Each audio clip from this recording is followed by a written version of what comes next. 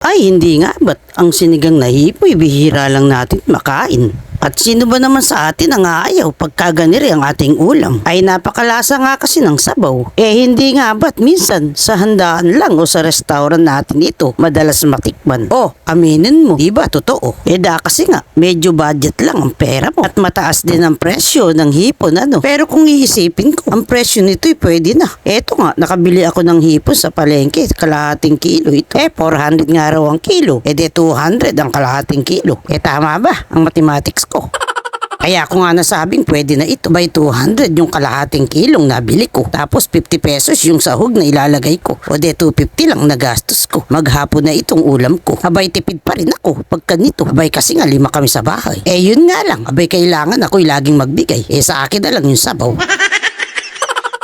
O ayat, ganyan nga lang. Inilagay ko lang itong sibuyas at kamatis sa pinakuluan kong sabaw. Isinama ko na rin yung ating labanos. Da kasi nga'y matigas yan. Ay medyo nga kasi, palalambutan muna natin yan. Tinimplahan ko na nga rin ang patis yan kanina. Di mo ba nakita? Kasi nga kakukwento ko, nailagay ko na pala.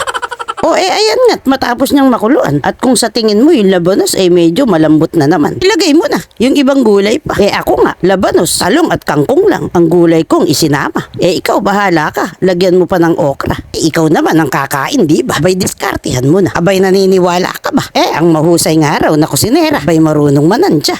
Wala nang takal-takal pa. Yung gulay nga ang ating inuuna. Pag iyay medyo lumambot na, saka na natin ilalagay yung ating hipon ba? Kasi nga makuluan lang ang hipoy, luto na yan. Huwag mong sosobrahan, titigas yan. Da kasi nga, bagyang kulo lang na may luto na yan. Mabilis lang maluto ang hipon ba, di ba? Para lang din sa pusit yan. Kukunat ang laman yan pag nasobrahan sa pagkakakulo yan. Ayan nga't matapos niyang bagyang makuluan, maglagay ka na rin ng siling panigang. Da kasi nga'y masarap sa sabaw yung medyo may anghang. At timplahan mo na rin ayon sa iyong panlasa. Alalay ka lang sa asin kasi nga naglagay na tayo ng patis kangina, hindi ba? Habulan mo nga lang ng kaunting asin kung ang patis kangina ay kulang pa. Ayan, ilalagay mo na rin ang iyong pampaasim. Mga 1 hanggang 2 minutong kulo lang. Pwede na yan. At kung sa tingin mo nga ang lasa niya sa'yo'y okay na. Ayan, maghain ka na. Sandukin mo na. Abay napakasarap nga kasi ng sabaw na yan habang mainit pa. Sa sobra nga kasing sarap niyan, yung sabaw na lang ang akin na lang ulam.